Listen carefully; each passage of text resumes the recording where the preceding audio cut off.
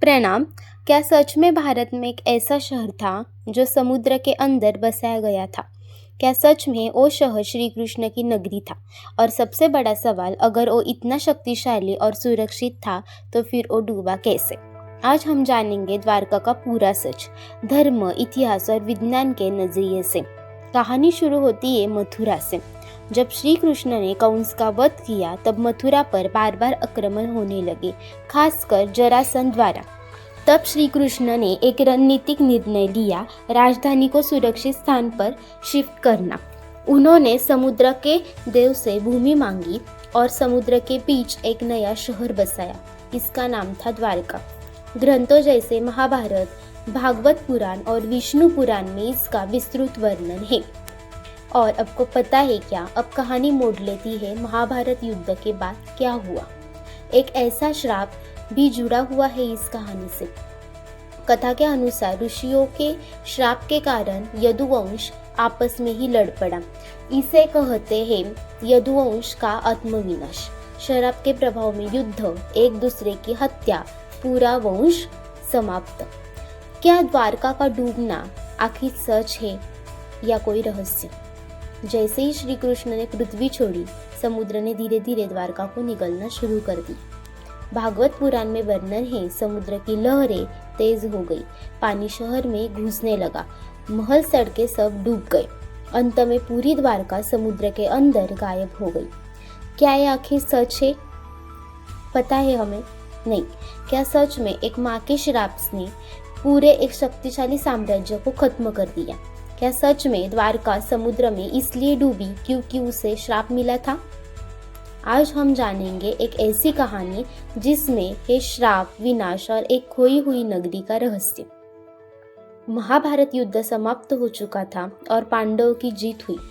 तब श्री कृष्ण ने युधिष्ठिर को राजा बनाया, लेकिन इसी दौरान एक माँ का दिल टूट चुका था। वो थी गंधारी। महाभारत युद्ध समाप्त हो चुका था और तब श्री कृष्ण ने युधिष्ठिर को राजा बनाया। तब गंधारी का श्राप मीन्स जब गंधारी ने अपने 100 पुत्र को मृत्यु देखी तो वो दुख और क्रोध से भर गई। उन्होंने श्री कृष्ण से कहा, जैसे मेरा वंश खत्म हुआ वैसे ही तुम्हारा यदुवंश भी नष्ट होगा।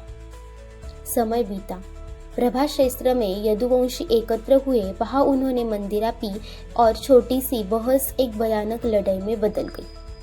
जमीन पर उगी घास उसी मुसल की रेत से बनी थी। जब लोगों ने घास उखाड़ी, वह लोहे के हथियार बन गए।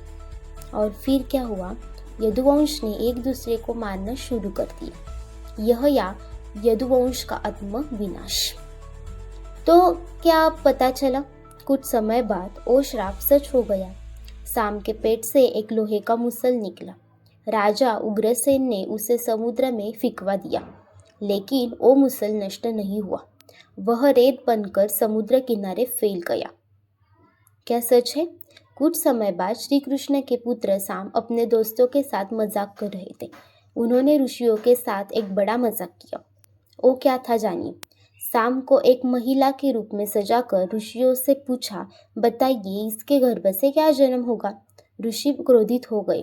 उन्होंने श्राप दिया, इसके गर्भ से एक लोहे का मुसल जन्म लेगा जो पूरे यदुवंश का विनाश करेगा।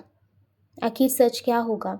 जब गंधारी ने अपने 100 पुत्रों की मृत्यु देखी तो वो दुख और क्रोध से भर गई। उन्होंने श्री कृष्ण से कहा, मेरे जैसा वंश खत्म हुआ वैसे ही तुम्हारा यदुवंश भी नष्ट होगा। यही था वो श्राप जिसने भविष्य बदल दिया। आखिर कुछ समय बाद, इस विनाश के बाद श्री कृष्ण जंगल में चले गए और वहीं उन्होंने अपना देह त्याग दिया। जैसे ही श्री कृष्ण इस दुनिया से गए, समुद्र ने अपना रूप बदल लिया। लहरें उठने लगी, पानी शहर में भरने लगा और धीरे धीरे पूरी द्वारका समुद्र में डूब गई। आज भी भारतीय पुरातत्व संरक्षण ने समुद्र के नीचे खोजी है, जहां मिले हैं प्राचीन दीवारें, सड़कों के अवशेष और बंदरगाह के निशान। यानी द्वारका सिर्फ कहानी नहीं बल्कि एक सच्चाई भी हो सकती है। आपको पता है क्या? यहाँ है सब एक प्राकृतिक आपदा थी। सच जो भी हो, द्वारका आज भी एक ऐसा रहस्य है जो इतिहास और आस्था के बीच छिपा हुआ है।